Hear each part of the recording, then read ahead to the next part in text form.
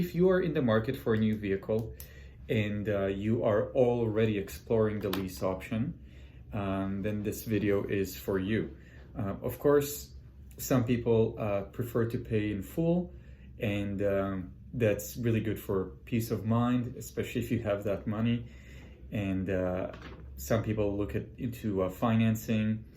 So this video may not be for you, but if you are already looking at leasing, then this video could actually save you quite a bit of money and could really pay dividends.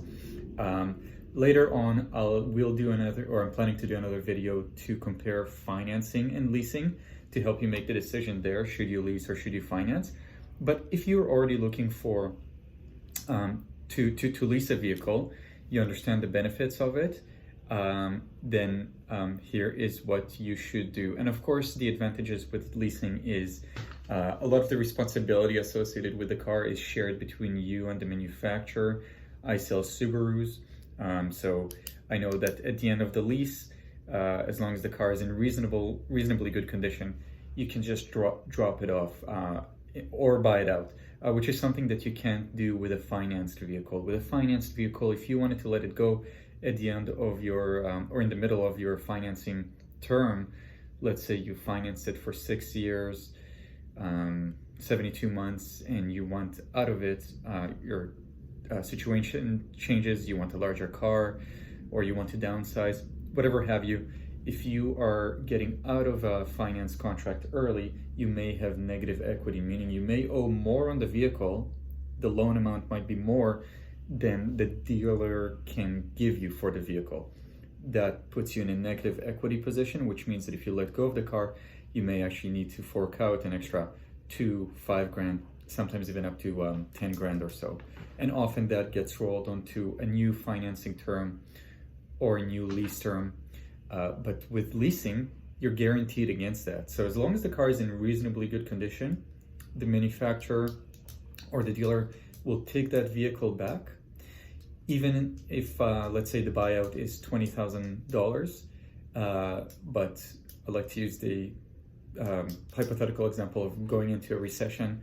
Let's say that vehicle is actually would only be worth $15,000 in the current market. Well, even though the buyout is higher than the actual market value, you're guaranteed against any issues there. So you're able to just drop off the car with the dealer, with the manufacturer, as long as it's in reasonably good condition, and they'll just take it away. So you're guaranteed against no negative equity, which is a really nice position to be. So that's one of the advantages with a lease. And the number one thing to look for, if you are looking for that sweet lease deal, is to get a popular vehicle that holds its value. So remember that. Number one, get a popular vehicle that holds its value well.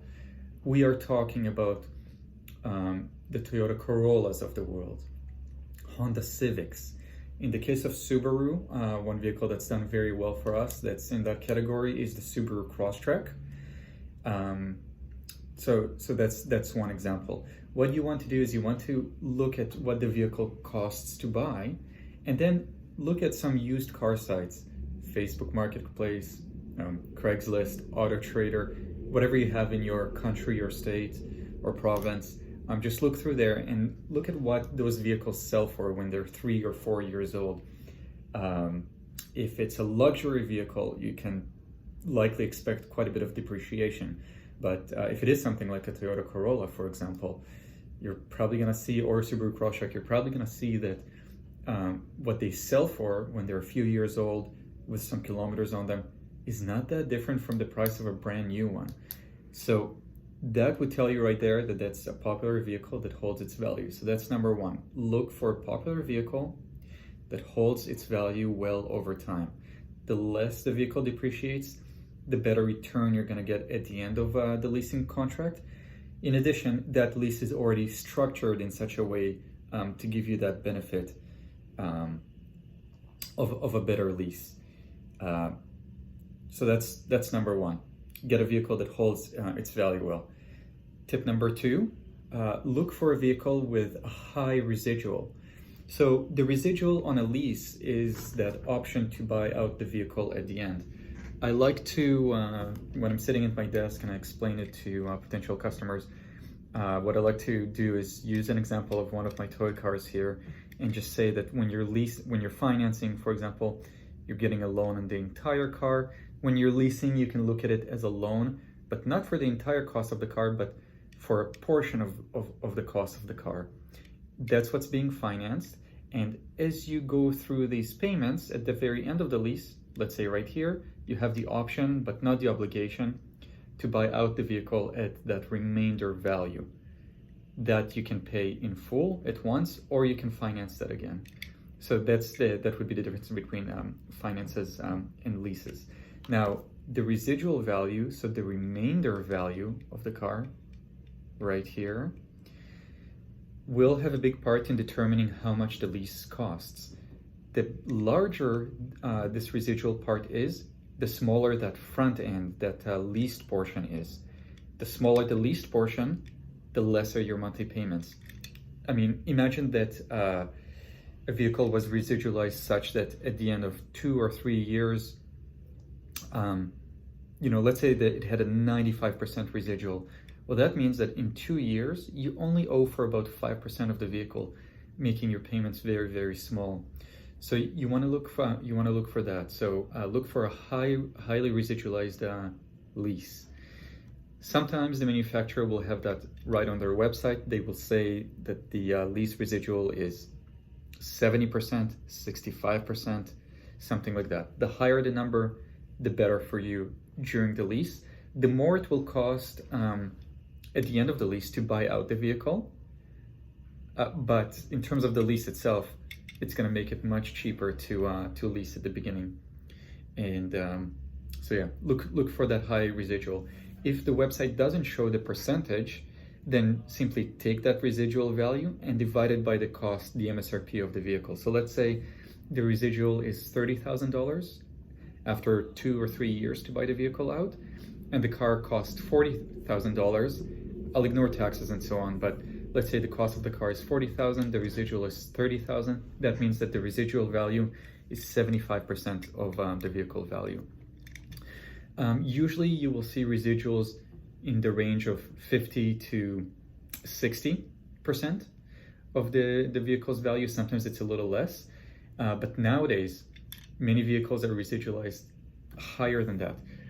It used to be that a 65% residual was very high, not something that we would see very often, but now we see it much more than before, and on certain vehicles it's very impressive. It can be a very high residual. So look for a high residual lease deal. So that's tip number 2. Tip number 3, try to look for a lower interest rate.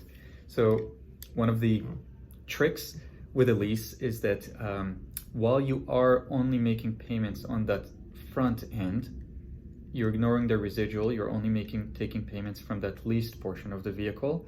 Your interest will actually be calculated on the entire value of the car.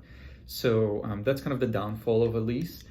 So if you're leasing for 3 years or you're financing for 3 years, your total interest accumulated would be the exact same number. So of course that would make more of a difference. Maybe that adds a bit more to the lease payment than it does to the financing. But that's something to be mindful of. If the lease rates gets out of hand, if the interest rate gets really, really high, then almost no matter what we do, it would be hard to structure a cheap lease deal. So you want to look for a more reasonable interest rate. With Subaru, for example, the interest rates, at least in Canada, are still very decent. We have many 2023s and some 2024 units that you can still lease at 4.5%. So that's one example. That may also drive you to go for a shorter term lease rather than a longer term lease, being that the longer the term, normally the higher the interest rate. For example, with us, if you go for a 4-year lease, the interest rate will probably be 6.5%. But if you go for a 2-year lease, it'd be closer to the 4.5 mark. So it is a combination. I do want to stress that it's a combination of the interest rate, the residual, and how well the car holds its value. So you want to look for those three things. So again, popular vehicle that holds its value well, high residual, the higher the better, lower interest rate. Try to look for those lower interest rate deals. And that brings me to my fourth point. One of my favorite tricks, again, to make a lease better, is to use something that's called security deposit. It's a lesser known lesser known technique with a lease. But with a lease, you can often buy down the interest rate. So let's say we talked about a 2-year lease at 4.5%. Well, if you do a security deposit, at least with Subaru, that's how it is. In Canada, that's what I know. If you do, you can do a security deposit that will bring down the interest rate by up to 1%. The way that works is, let's say your monthly payment is $500.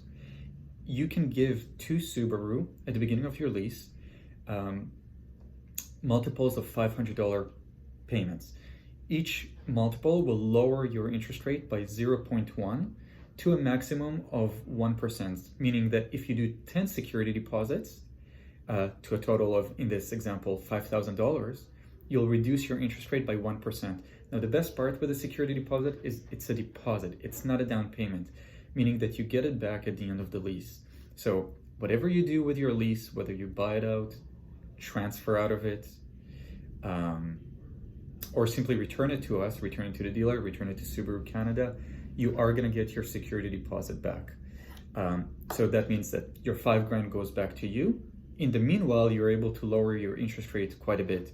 Now, you can do a cost-benefit analysis to see if it's worthwhile. Basically, you can ask your salesperson to do an example with 10 security deposits.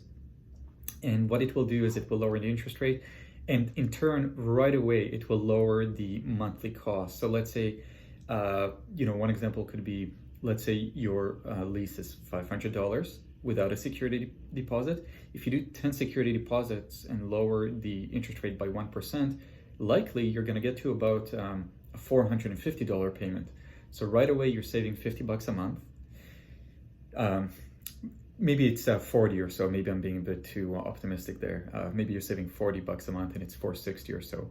But if you want to do that cost-benefit analysis, take that amount that you're saving each month, multiply it by 12 so that you know how much you're saving per year, and divide it by the original security deposit amount. So in my example, $40 saved a month times 12, so that's $480.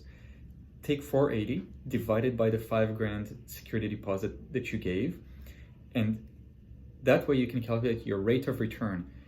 And you can look at it at a similar way of doing a guaranteed investment transaction, a GIC in a bank account, or a bond where you give someone money, you purchase that GIC or that bond, and you get a rate of return. Often nowadays in Canada, the rates of return are about 4%. So if you can better that with a security deposit, I highly recommend to do it. This would only apply I would only recommend that if you have that spare cash. If you have some money in a savings account and it's not making much, or if you have it in a GIC and it's not making much, security deposit would really be the way to go. In my example there, $480 saved over a year divided by the $5,000 originally given, that's about an 8 or 9% return. That's really, really good, and it way beats anything that you could get from the bank. So that's the way that a security deposit works, and I personally have done it. I'm a believer in it. It doesn't always work to be a high rate of return, so you do want to go through that calculation, get your salesperson to do 2 quotes, one with, one without, and see if it's worthwhile. If you don't have that money to put aside for the 2 or 3 year of a lease, don't do it. Don't worry about it. But if you do, or if it's already sitting in an account that's not really bearing much interest, then it's really a great way to do it, and it will again lower your monthly payment on the lease. So those are the 4 ways of improving your lease rate and getting a really sweet deal on a lease. So it's just to go over it again, to recap, you want to get a popular vehicle that holds its value. You want to make sure that that vehicle has high residual. You want to get the lowest interest rate possible, and you can do that with the help of a security deposit if you have that spare money to put aside for a while. Again, the security deposit you do get back in the end of the lease, so it's a very fair deal. And now I just wanted to give a couple of examples with Subaru. This is Subaru Canada, totally only specifically for Canada for vehicles that we have right now. And the lease programs do change month by month. So this is June 2023. So we are talking about the lease deals that are available for June 2023 in Canada. And I'm specifically in British Columbia. So those are the lease rates that I'm going to quote. So for example, let's go over those 4 criteria or those 4 methods and do a real life example. So first, I'm going to look for a popular vehicle that holds its value. First vehicle that comes to mind to me in terms of Subaru is the Subaru Crosstrek. So let's take a Subaru Crosstrek.